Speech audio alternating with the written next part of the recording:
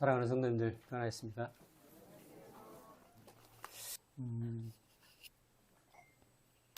요즘에 그 뉴스를 보시는지 모르겠습니다.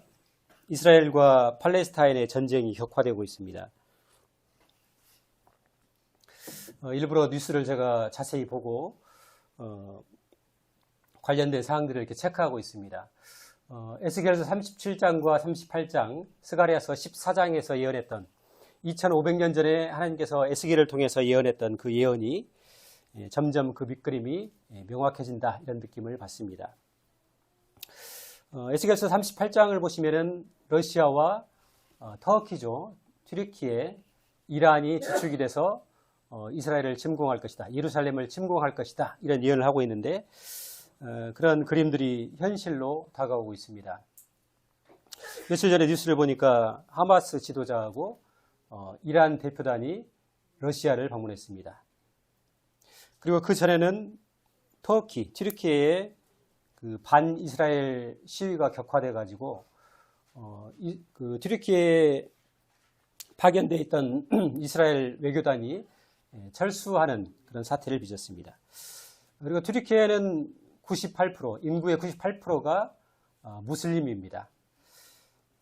그래서 이란은 진작에 이 전쟁에 참여할 것을 공식적으로 발표를 했었고, 러시아와 튀르키예도 점점 이 분위기에 젖어드는 그런 상황들을 보게 되는 것 같습니다. 성경의 수많은 예언들이 문자 그대로 성취된 것을 우리가 많이 알고 있습니다. 그리고 에스겔서 37장과 38장 말씀, 스가랴서 14장 말씀도 하나님의 말씀처럼 문자 그대로 성취가 될 것입니다. 이번 전쟁이 바로 그 전쟁일지 우리가 장담할 수는 없습니다만은 그 밑그림이, 예언의 밑그림이 점점 명확해지고 있다, 이런 사실들 우리가 부인할 수 없을 것 같습니다. 주님께서 오시겠다는 그 약속이 점점 성취되어 가고 그날이 멀지 않은 것을 우리가 확인할 수가 있을 것 같습니다. 그렇다고 해서 우리가 날마다 예배당에 모여서 집도 팔고 직장도 그만두고 이렇게 하자, 이런 건 없습니다. 주님이 내일 오실지라도 하루하루 우리 성실하게 우리의 삶을 살아갈 것입니다. 예배를 드리고 말씀을 사모하고 또 서로 사랑하고 복음을 전하고 이 일을 꾸준히 성실하게 우리가 해갈 것입니다. 뉴스를 보시면서 그냥 흘려 듣지 마시고 하나님의 말씀과 예언이, 하나님의 때가 임박했다, 이런 사실들을 우리가 인지했으면 좋겠습니다. 오늘 말씀은 마가복음 5장을 같이 보시겠습니다.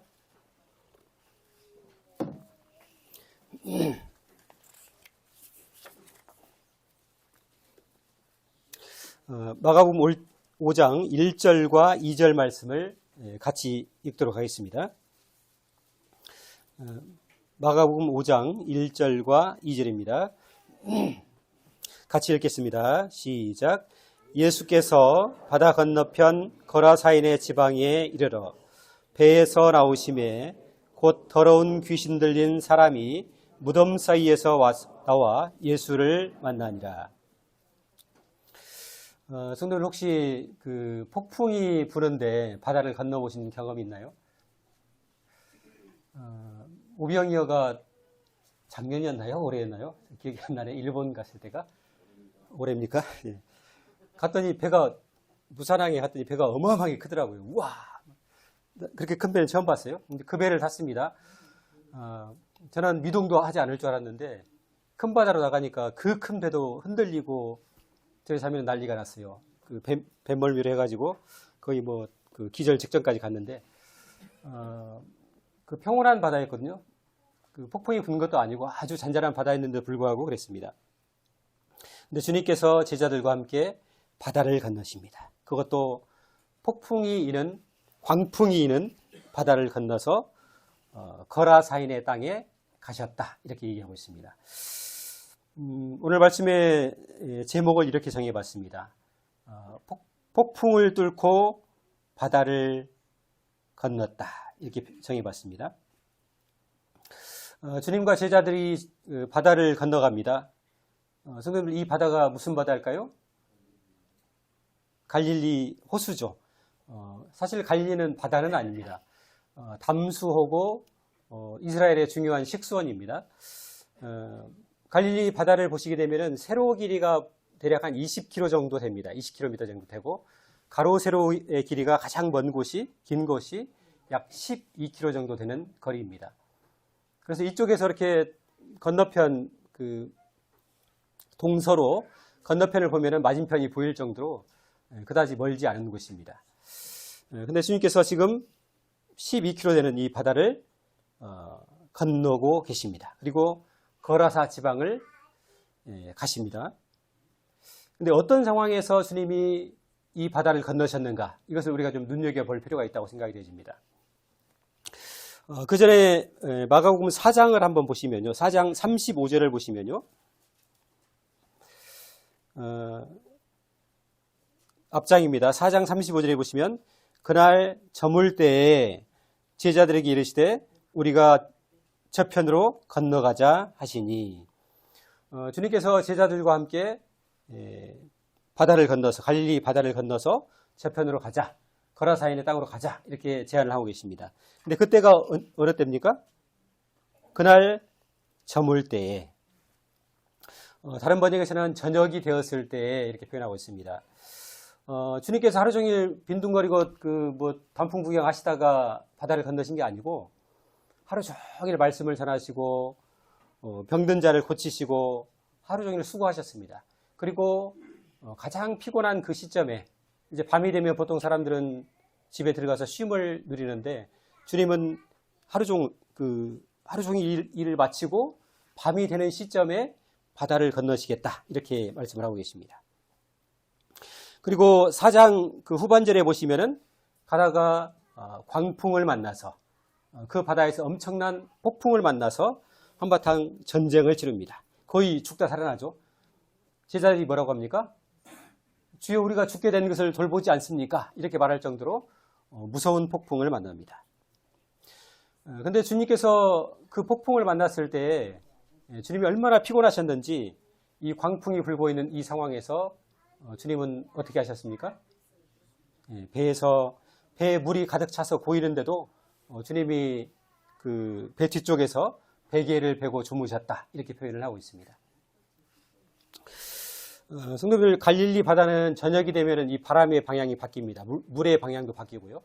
원래는 낮에는 바람과 물이 이 서쪽에서 동쪽으로 붑니다. 근데 밤이 되면은 반대로 바뀝니다. 그래서 동쪽에서 서쪽으로 이렇게 바람이 불게 됩니다.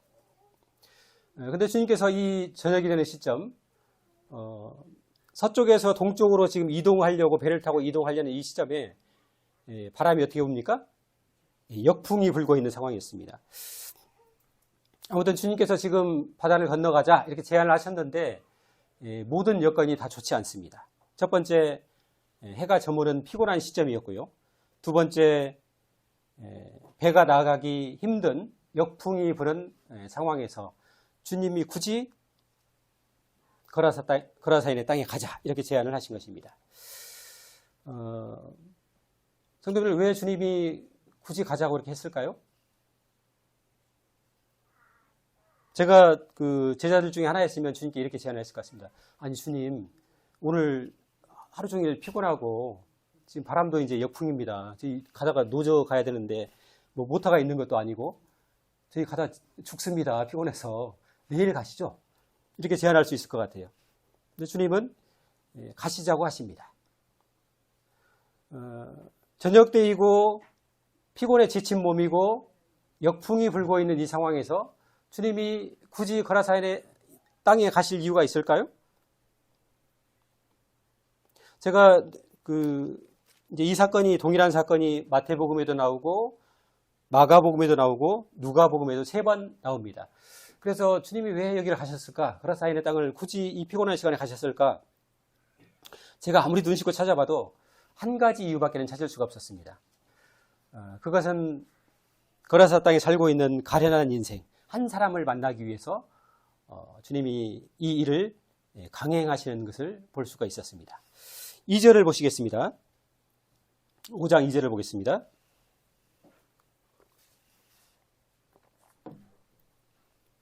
2절에서 5절까지를 제가 읽어드리겠습니다. 배에서 나오심에 주님이 나오셨습니다.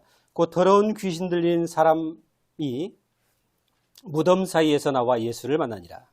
그 사람은 무덤 사이에 거처하는데 이제는 아무도 그를 쇠사슬로도 맬 수 없게 되었으니 이는 여러 번 고랑과 쇠사슬에 매였어도 쇠사슬을 끊고 고랑을 깨뜨렸음이러라.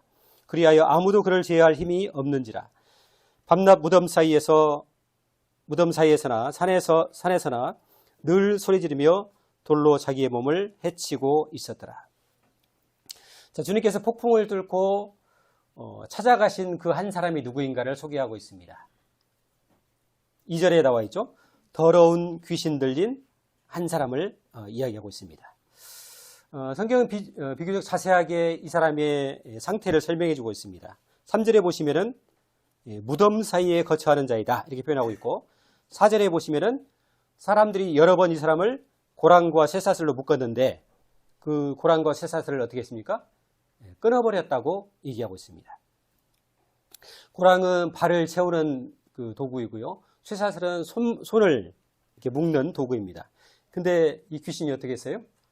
이것들을 다 끊어버렸다고 얘기하고 있습니다. 성도님들, 사람의 힘으로 그 쇠사슬과 고랑을 끊을 수 있을까요? 없습니다. 제가 그 20대 때 익산에서 귀신 들린 아주머니를, 30대 아주머니를 봤는데, 청년들, 20대 장성한 청년들이 4명이 붙어도 통제가 안 돼요. 귀신이 발작을 하니까. 귀신의 이 그 초인적인 힘이 나타나고 있는 것입니다. 5절에 보시면은 이 사람은 밤낮 무덤 사이나 산에서 소리를 지르고 자기 몸을 돌로 이렇게 자해를 하고 있었다. 이렇게 표현을 하고 있습니다. 2절은 특별히 이 사람을 가리켜서 무덤 사이에 거처하는 자다 이렇게 표현을 하고 있습니다. 무덤은 죽음과 사망이 머무는 공간입니다. 이 사람이 지금 무덤 사이에 머물고 있다는 것은 생명은 있다 하나 죽은 자와 다르지 않은 삶을 살고 있다는 것을 우리에게 말해주고 있습니다. 이 사람에게 안식이 있을까요, 성도님들? 평강이 있을까요? 소망이 있을까요? 한 사람의 인생이 철저하게 삶이 파괴되고 인생이 파괴되고 이 사람의 가정도 파괴되었습니다. 육체와 영혼이 만신창이가 된 이 가련한 인생을 주님께서 그 밤에 폭풍을 뚫고 찾아가신 것입니다. 이 사람의 인생 속에 평강의 왕이신 예수 그리스도께서 폭풍을 뚫고 찾아오시는 것입니다. 이것이 복음이죠. 이것이 복음입니다. 2절에 보시면은 그 귀신 들린 사람을 가리켜서 뭐라고 표현했냐면은 더러운 귀신 들린 사람이다 이렇게 표현을 하고 있습니다. 여기서 더럽다는 표현은 이 사람의 위생 상태를 말하는 것이 아닙니다. 뭐 옷이 깨재재하고 얼굴과 몰골이 남루했다 이런 표현이 아니고 이 사람의 영적인 상태를 말해주고 있는 표현입니다. 우리가 하나님의 영을 가리켜서 성령이라고 얘기합니다. 성령, 거룩한 영이시다 이런 표현을 쓰죠. 근데 반면에 이 귀신의 영은 뭐라고 표현했습니까? 더러운 영. 다른 성경에서는 부정한 영이다 이렇게 표현을 하고 있습니다. 성경은 한결같이 귀신을 가리켜서 더러운 존재, 부정한 존재다 이렇게 표현하고 있습니다. 신약 성경에서만 무려 귀신을 가리켜서 22번 부정하다, 더럽다 이렇게 표현을 하고 있습니다.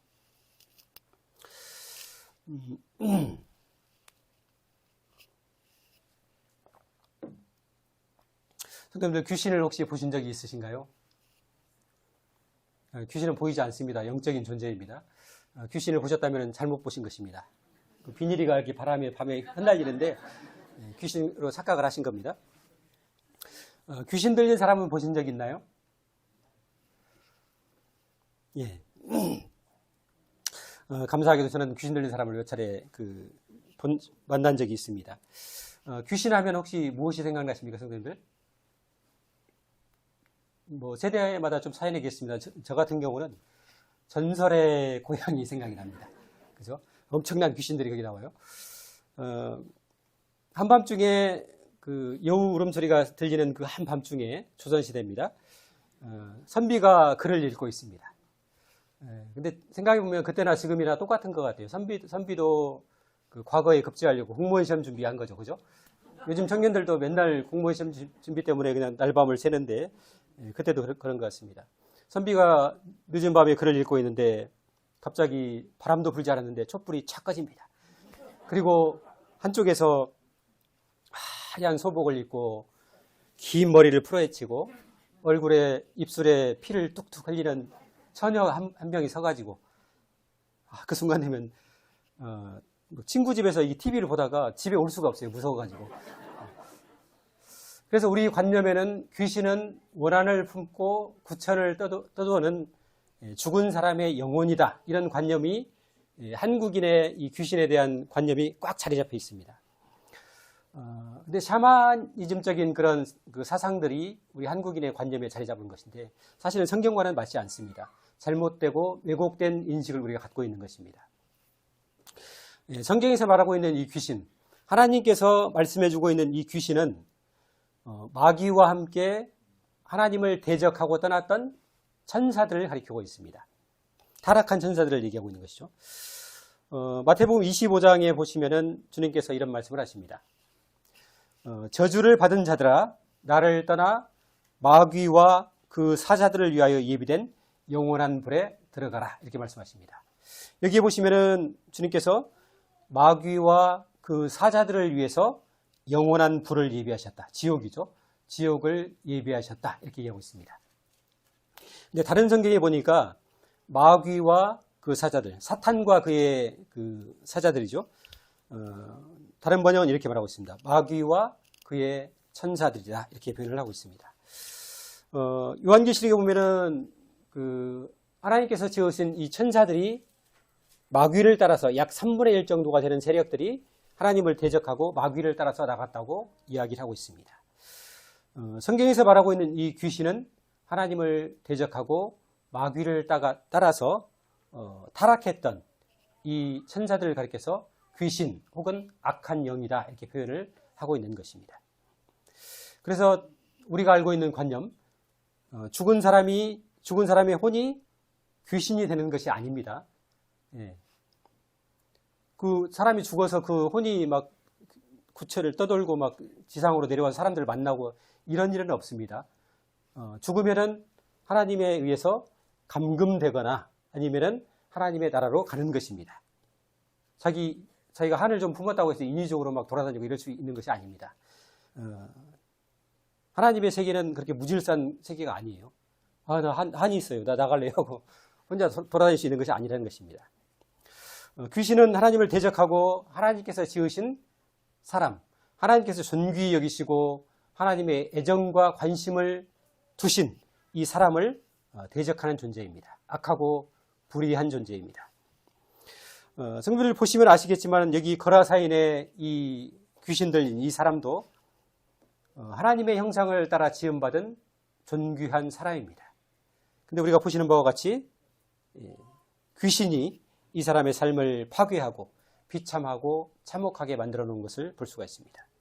한 사람의 영혼과 육신이 파괴되고 그의 인생과 삶이 파괴되고 그의 가정은 또 어떻겠습니까? 사람의 삶과 인생과 평강을 파괴하는 존재가 바로 귀신입니다. 요한복음 10장에서 주님께서 그 사탄과 귀신의 가장 중요한 목적을 이렇게 설명하십니다. 주님께서 이 마귀와 귀신을 도적이라고 표현하시는데 이렇게 얘기하십니다. 도둑이 오는 것은 도둑질하고 죽이고 멸망시키려는 것뿐이다. 주님 이렇게 말씀하시죠. 마귀와 귀신의 목적은 한 가지입니다. 단 하나, 사람의 영혼을 도둑질하고 죽이고 멸망시키는 것. 이것이 사탄과 귀신의 목적입니다. 귀신들은 하나님을 직접 대적할 수가 없어요. 왜냐하면 상대가 안 되니까 하나님하고 게임이 안 되거든요. 그래서 어떻게 하느냐? 하나님께서 가장 사랑하고 존귀히 여기는 이 사람을 대적하고 망가뜨리려고 하는 것입니다. 6절에 보시면요. 5장 6절에 보시면은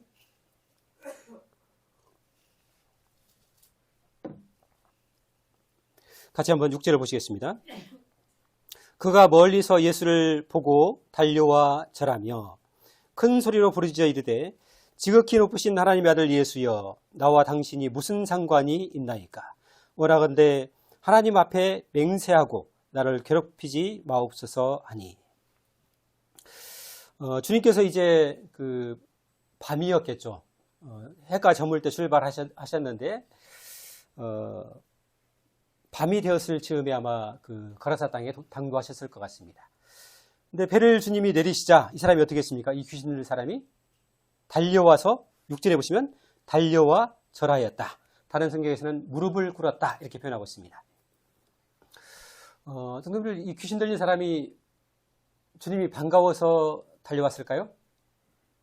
아니면 주님을 존경해서 평소 흠모하던 분이라 무릎을 꿇었을까요? 절을 했을까요?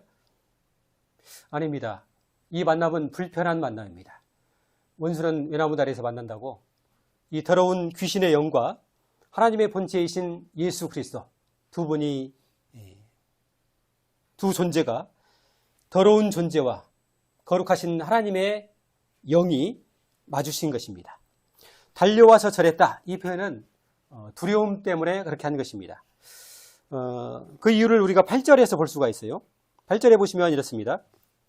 이는 귀신이 이렇게 달려와서 지금 절을 하고 있는 그 이유는 뭐냐면은 8절에 이는 예수께서 이미 그에게 이르기를 더러운 귀신아 그 사람에게서 나오라 하셨습니다.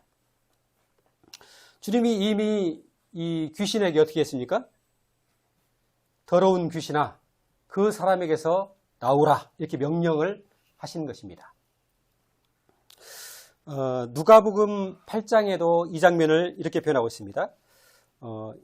예수께서 이미 더러운 귀신을 명하사 주님이 명령을 하신 것입니다. 명하사 그 사람에게서 나오라 하셨습니다. 성도님들, 우리 주님이 이 귀신에게 명령하실 수 있는 권세를 가지신 분입니다. 천지 만물을 창조하신 이 창조주 하나님께서 피조물에게 명령하실 수 있는 권한이 있으실까요? 있으실까요? 당연히 있죠. 예. 그래서 우리 주님께서 이 귀신에게 더러운 귀신아 그 사람에게서 나와라 이렇게 이미 명령을 하신 것입니다. 야고보 2장에 보시면은 야고보서죠. 야고보서 2장에 보시면은 이런 말씀이 있습니다. 내가 하나님은 한 분이신 줄을 믿느냐? 잘 하는도다. 귀신들도 믿고 떠느니라. 야고보 사도는 하나님의 존재를 얘기할 때 이렇게 표현하고 있습니다. 하나님에 대해서 귀신들도 믿고 두려워 떤다는 것입니다. 귀신들이 하나님을 대할 때 두려움과 떨림을 가지고 있다 이렇게 표현하고 있습니다. 귀신이 지금 주님 앞에 달려와 절하고 있는 이 상황은 주님의 초월적인 권능과 감히 대적할 수 없는 권세 앞에 귀신이 무릎을 꿇고 있는 것입니다. 그리고 7절에서 뭐라고 했습니까? 6절에서 뭐라고 했습니까? 지극히 높으신 하나님의 아들 예수여. 주님을 이렇게 표현하고 있습니다. 지극히 높으신 하나님의 아들 예수여. 선배님들 우리가 이런 말 가끔 하죠. 아이고 귀신같이 어떻게 안 해? 이런 얘기 하는데 귀신은 영적인 세계를 정확히 인지하고 있습니다. 우리는 영적인 그 눈이 가려져 가지고 잘 못 봅니다만은 이 영적인 세계를 정확히 인지하고 있는 것이 귀신입니다. 그리고 예수님의 실체, 그분이 정확히 누구인가를 정확히 드러내고 있는 것이 바로 귀신입니다. 뭐라고 표현했습니까? 지극히 높으신 하나님의 아들 예수여 이렇게 표현하고 있습니다. 귀신들도 우리 주님이 어떤 분인가를 잘 아는데 사실 성도들이 저도 마찬가지고요. 우리 성도들이 우리 주님이 어떤 분인가를 잘 모를 때가 있습니다. 그래서 우리 주님을 소홀히 여기고 입으로만 주님이라고 얘기하는데 실제 삶은 거기에 뒷받침되지 않을 때가 많은 것 같습니다. 근데 우리만 그런 것이 아니라 베드로도 그랬습니다.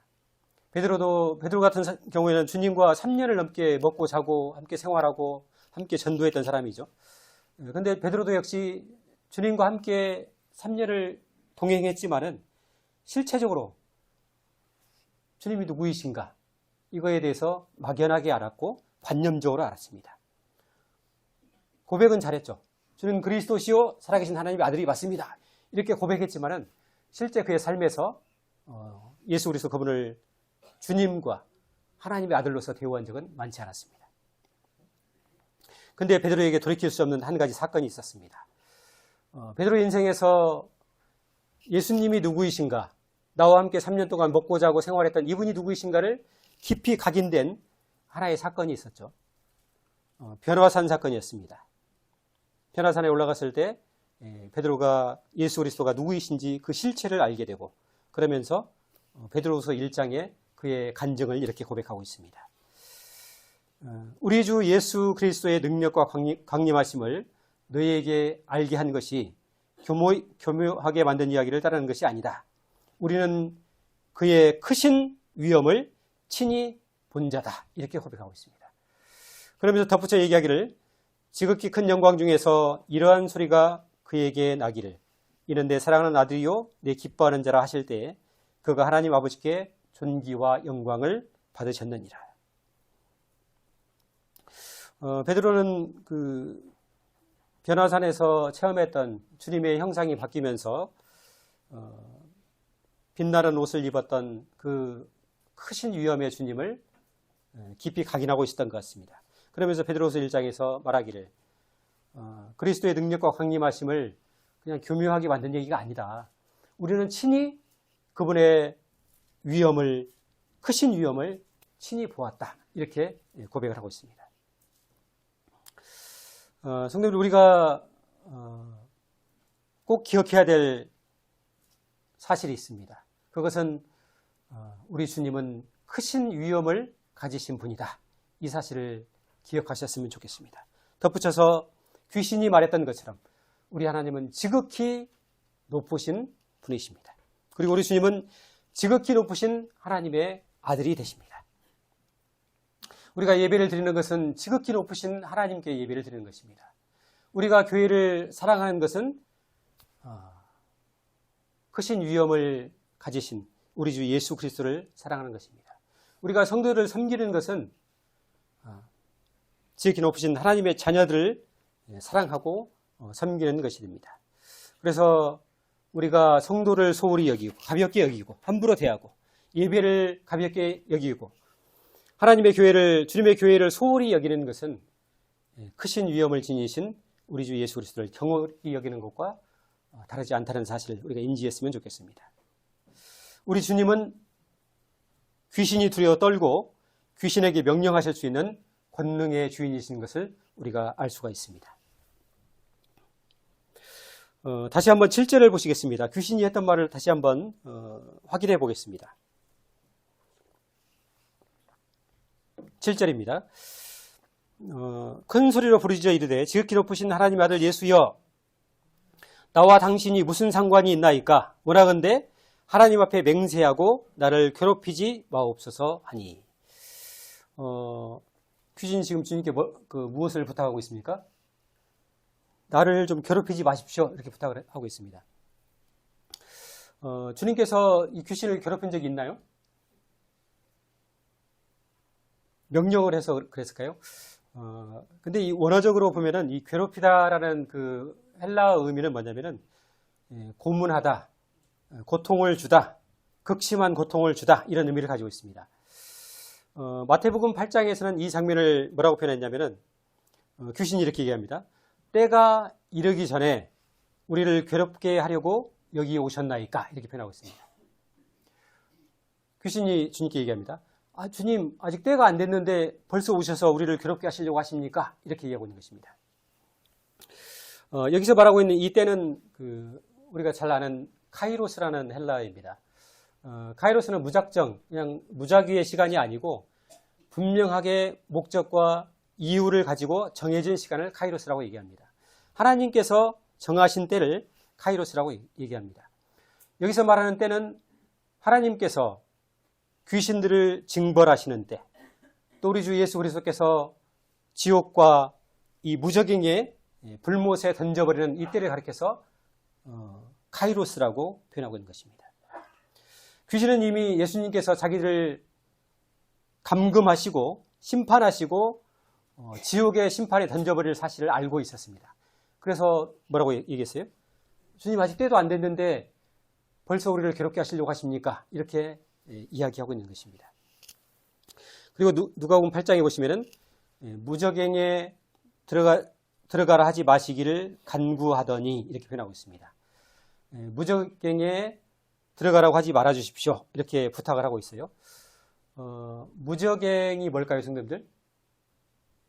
무적행은 우리가 그 꿈을 꿀 때 한 번씩 경험해 보셨을 겁니다, 성도님들. 꿈에서 절벽에서 떨어졌는데 좀 있으면 이제 바닥에 딱 닿아야 되는데 안 닿고 어떻게 해요? 계속 떨어지는 꿈을 꾸신 적이 있을 것입니다. 없을 무자에 바닥 젖자입니다. 바닥이 없는 갱, 구덩이 갱이죠. 밑바닥이 없는 구덩이. 그래서 계속 떨어지는 이 그 형벌을 무적행 형벌이라고 합니다. 귀신이 지금 근거 없이 이 얘기를 주님께 하는 것이 아니고요. 무적행에 들어가라고 하지 말아 주십시오. 이렇게 근거 없이 하는 것이 아니고 계시록 20장에 보면은 장차 우리 주님께서 이 사탄과 그의 세력들, 귀신들을 무적행에 던져서 1000년 동안 감금하신다. 이렇게 예언을 하고 계십니다. 이 사실을 지금 귀신이 정확하게 알고 있는 것입니다. 그래서 주님께 무적행에 들어가라고 하지 말아 주십시오. 이렇게 부탁하고 있는 것이죠. 9절을 보겠습니다. 주님께서 귀신에게 묻습니다. 이에 물으시되 내 이름이 무엇이냐? 이르시되 내 이름은 군대니 우리가 많음이니이다.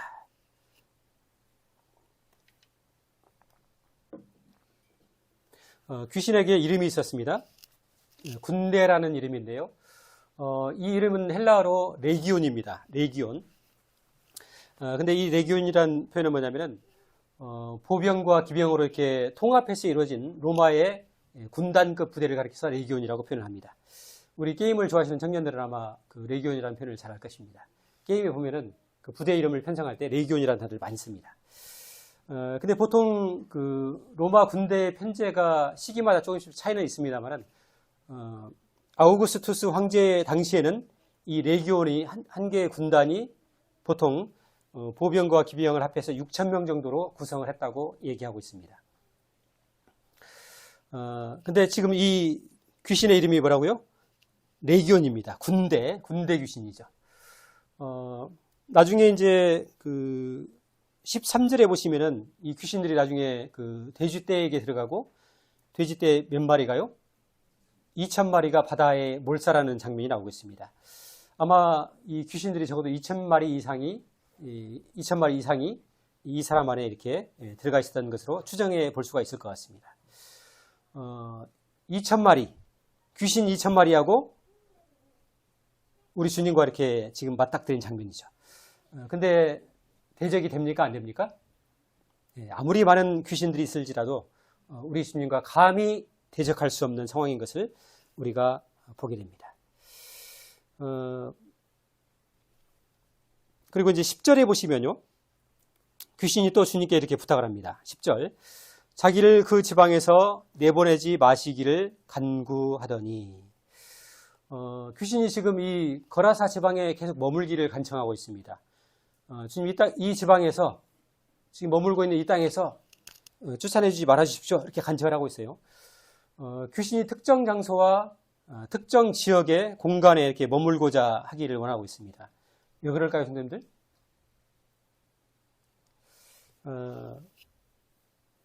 귀신이 지금 거라사 그 땅이 불편하고 자기에게 뭔가 안 맞으면 그 땅에 머물고자 할까요? 아니죠. 거기가 좋고 자기하고 코드가 맞고 머물기가 좋으니까 그 땅에 머물기를 간청하고 있는 것입니다. 귀신도 마찬가지입니다. 자기하고 코드가 맞는 사람을 좋아하고 맞는 지방이나 집안을 좋아합니다. 성도들 그 친척 중에 설마 우리 성도님들 중에 신년에 토정비결 보러 점집 가시는 분은 안 계시겠죠? 큰일 납니다. 친척이나 가족들 중에 아마 신년에 되시면 토정비결이나 뭐 사주, 궁합, 점 이런 거 보시려고 점집을 들어가시는 분, 무당을 찾거나 무속인을 찾거나 이런 분들이 계실 것입니다. 조심하셔야 됩니다.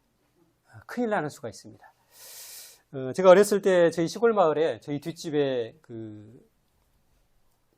한 집이 있었는데요. 제가 저희 집에 감나무가 있어서 저는 어렸을 때부터 늘 그 감나무 꼭대기 올라가가지고 그 주위를 관망하기를 좋아했습니다. 근데 그 뒷집은 늘 구슬했어요. 무속인이 늘 그 집을 찾아왔습니다.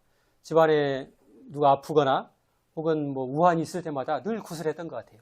그래서 뒷집에서 한 12시 되면 매일 꽹과리 소리, 징 소리 이런 소리가 들리고 동네 아주머니, 저희 어머니도 마찬가지고 거기 가서 막 이렇게 빌고 했던 기억이 납니다. 그래서 감나무에 올라가서 그 광경들을 늘 이렇게 구다른 장면들을 밤에 봤습니다. 근데 어느 날 그 집의 가장이셨던 그 아버지가 병을 앓다가 정신이 황폐돼서 집을 나가셨어요. 집을 나가서 수개월 동안 그 집을 들어오지 않았습니다. 온 산과 온 들을 돌아다니는데 어른들이 그분을 집에다가 묶어놓기도 하고 감금도 했었는데 똑같아요. 지금 이 거라사 광이라고 똑같습니다. 그렇게 했는데도 통제가 안 되는 것입니다. 이제 간간히 들려오는 소식이 뭐냐면은 어느 마을 무덤가, 산 무덤가에서 봤다더라 이런 소문도 있고, 또 어떤 마을에서는 그 사람이 와가지고 어느 집에서 음식을 훔쳐먹었다더라, 회관에 들어갔다가 옷가지를 훔쳐갔다더라, 이런 소문들이 계속 들려왔습니다. 그러다가 수개월 후에 아마 지금보다 조금 더 제 기억에 더 추웠던 시절인 것 같아요.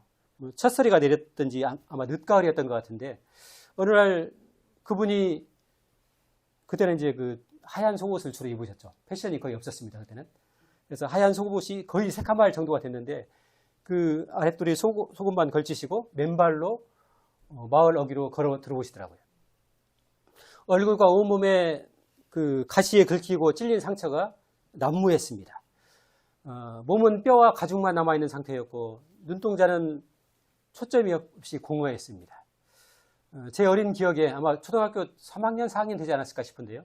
그때 마을 이장님이 자기가 입고 있던 이 외투를 벗어서 그분을 걸쳐주고 집으로 데려갔던 장면이 지금도 기억이 남습니다. 그리고 이듬해 그분은 뱀에 물려서 사망하십니다. 그리고 이제 이제 사건이 일단되었나 보다 했는데, 수년이 지나고 이제 그 집에 장남이 있었는데요. 그 장남이 저보다 1년 선배였습니다. 근데 제가 이제 학교 다닐 즈음에 그분은 이제 서울에서 직장 생활을 했었어요. 근데 그분이 잘 됐다, 좋은 직장을 얻었다, 이런 소문을 들었습니다. 일식 요리사를 해가지고 잘 풀리고 있다, 이런 소문을 들었는데, 어느 해인가 이제 제가 시골집에 갈 일이 있어서 가봤더니 그 형님이 집에 내려와 있는 것입니다. 그래서 어쩐 일이십니까? 직장 생활 안 하시고 와 계시네. 그랬더니 몸이 안 좋아서 휴양차 내려갔다는 것입니다. 병원에서 여러 가지 검사를 해봤는데 원인을 알 수가 없다고 하고, 근데 본인은 몸이 너무 아파서 힘들다, 이런 얘기를 했었습니다. 그래서 이제 제가 전도책자를 주고 교회를 좀 다니시고 예수님 믿으십시오, 이렇게 권고를 했습니다. 그리고 이제 그 다음에 가봤더니 형님이 이제 그 마을에서 가까운 교회를 다니신다고 하시더라고요. 그리고 몇 년 후에 이제 그 시골 마을을 갔는데 보니까 마을 입구에 낯설은 간판 하나가 세워져 있었습니다. 저희 마을에 없는 간판이었거든요. 무슨 철학원 간판이 세워져 있었습니다. 우리 마을에 철학원이? 알고 봤더니 그 형님이었어요. 그 형님이 몸이 아팠던 이유가 신병이었습니다. 귀신의 병이었어요. 성도들, 철학원이 뭐 하는 곳이죠? 귀신의 힘을 빌려서 그 사람의 사주를 봐주고 길용화복을 점쳐주는 것이 철학원입니다. 귀신이 그 집의 가장을 멸망시켰고요. 두 번째는 그 집의 장자, 아들까지도 집요하게 붙들고 놓아주지 않습니다. 수십 년 동안 그 집안을 파괴하고 자기의 터전으로 삼고 있는 것을 보았습니다. 성도, 우리가 무당이 구슬할 때 마치 돌아가신 아버지나 어머니의 혼백이 돌아온 것처럼 그렇게 표현을 합니다. 죽은 가족들이 돌아왔는가, 아버지가 돌아왔는가 할 정도로 그 무속인들이 연출을 하죠. 근데 심지어는 그 돌아가신 아버지의 걸음걸이, 돌아가신 아버지의 그 평소 습관, 그대로 흉내를 내고, 귀신이 이제 막 방울을 흔들 때 그 접신이 되면은 그렇게 하죠. 그리고 또 가족들만 아는 그 내밀한 가족들만의 이야기를 아버지가 이렇게 하게 되면은 깜짝 놀라서 어떻게 합니까? 아이고, 우리 아버지네 하고 이제 그때부터 절을 하고 속아서 복종하게 되는 것입니다. 실제 아버지와 어머니의 혼백이 돌아온 것이 아닙니다. 귀신이 속이는 것입니다. 성경에서 말하기를 귀신은 거짓의 영입니다. 그래서 속이는 것이죠. 그리고 그 사람의 영혼과 그 집안 붙들고 자기의 거처로 삼고 그 집안에서 자기의 안식을 얻고자 하는 것이 귀신의 행동인 것을 볼 수가 있습니다. 굿을 좋아했던 이 집안, 몰락한 집안이 되어버렸습니다. 13절을 한번 보시겠습니다.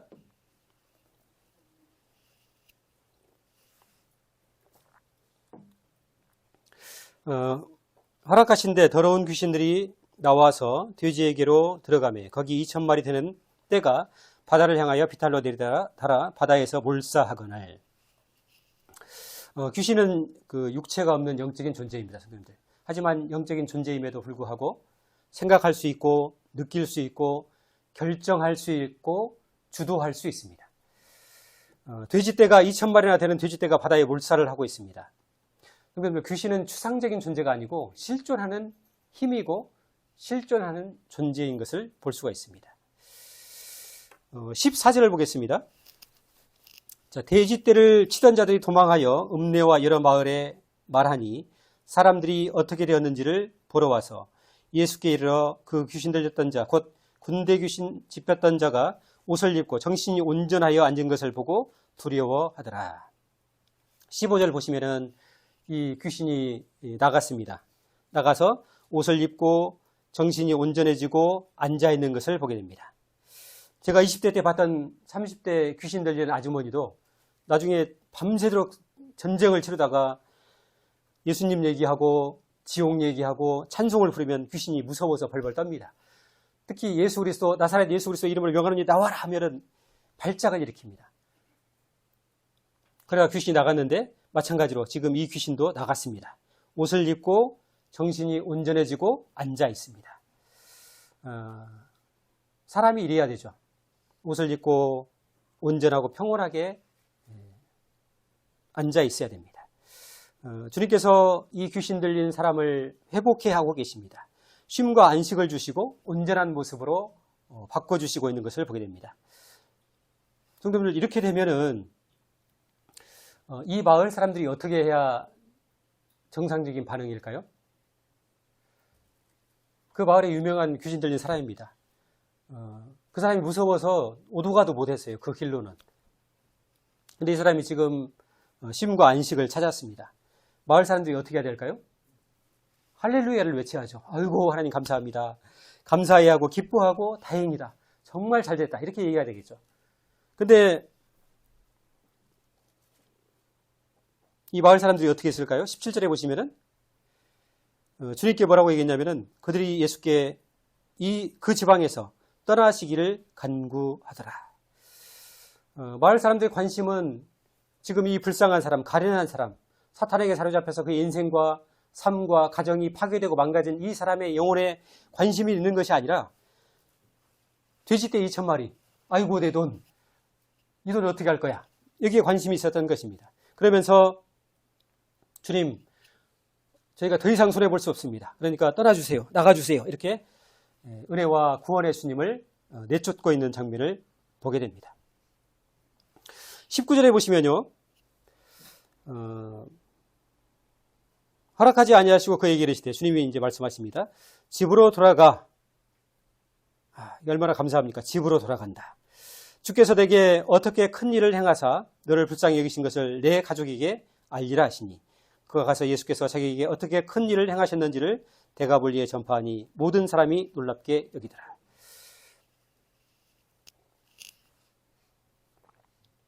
한 사람의 인생이 회복되고 삶이 회복되고 가정이 회복되고 있습니다. 그리고 주님이 권고하시기를 너를 불쌍히 여기는 것을 내 가족에게 알려라. 그리고 가서 예수께서 자기에게 어떻게 큰 일을 행하셨는지를 데가볼리에 이 사람이 전파했다. 이렇게 얘기를 하고 있습니다. 귀신 들렸던 사람이 가족과 이웃에게 예수 그리스도를 전파하고 있는 것을 보게 됩니다. 은혜를 알고 은혜를 경험한 사람의 정상적인 반응인 것을 볼 수가 있습니다. 어느 날 저는 이 마가복음 5장을 읽다가 이 거라사인이 귀신 들린 이 사람이 나와 크게 다르지 않다 이런 생각을 갖게 됐습니다. 왜냐하면은 에베소 2장에 보시면은 구원받기 전 우리의 상태를 주님께서 이렇게 얘기하십니다. 너희는 허물과 죄로 죽었던 자들이다 이렇게 말하고 있죠. 우리는 죽었던 자입니다. 이 거라사 광인이 무덤 사이에 거처하고 있었다고 얘기하고 있는데 사실 우리도 영적으로 죽은 자, 무덤 사이에 거처하는 자였던 것을 알 수가 있습니다. 그리고 에베소 2장에 또 말하기를 그때 너희는 이 세상의 풍조를 따르고 공중의 권세 잡은 자를 따랐으니 곧 지금 불순종의 아들들 가운데서 역사하는 영이다. 우리가 공중의 권세 잡은 자, 마귀를 가리키죠. 마귀를 따르고 마귀를 숭배하는 존재였다 이렇게 얘기하고 있습니다. 마귀에게 소속된 존재였고 마귀에게 사로잡힌 존재가 바로 너희였다 이렇게 에베소 2장은 규정하고 있습니다. 저는 아닌데요. 제가 마귀를 따른 적이 없는데요. 아닙니다. 우리는 마귀를 따랐습니다. 우리는 복음을 무시했고 하나님을 거절했고 은근히 교만한 마음을 품고 살았습니다. 나 정도면 괜찮은 사람이야. 나 정도만 살아도 괜찮아. 이런 마음이 은근하게 우리 마음속에 있었습니다. 사탄이 주는 교만함이죠. 복음을 전했을 때 복음을 무시했습니다. 아이고 예수쟁이들 이기적이고 말이야. 교회를 무시하고 하나님의 교회를 무시하고 함부로 대했었습니다. 거라사에 귀신 들린 이 사람은 사실 다른 사람이 아니고 어쩌면 우리의 모습을 비춰주고 있는지도 모르겠습니다. 성도들 말씀을 정리하겠습니다. 주님께서 저녁 때에 피곤한 몸을 이끌고 광풍이 부는 바다를 건너서 한 사람을 찾아가서 그 사람을 구원하셨습니다. 마찬가지로 또 그 주님께서 고집세고 당신이나 믿어 이렇게 말하고 복음을 거절하고 하나님을 무시했던 우리를 포기하지 아니하시고 마귀에게 사로잡힌 우리를 찾아오시고 우리를 구원해 내셨습니다. 이번 주가 복음 집회인 거 알고 계십니까? 금, 토, 일 복음 집회가 잡혀 있습니다.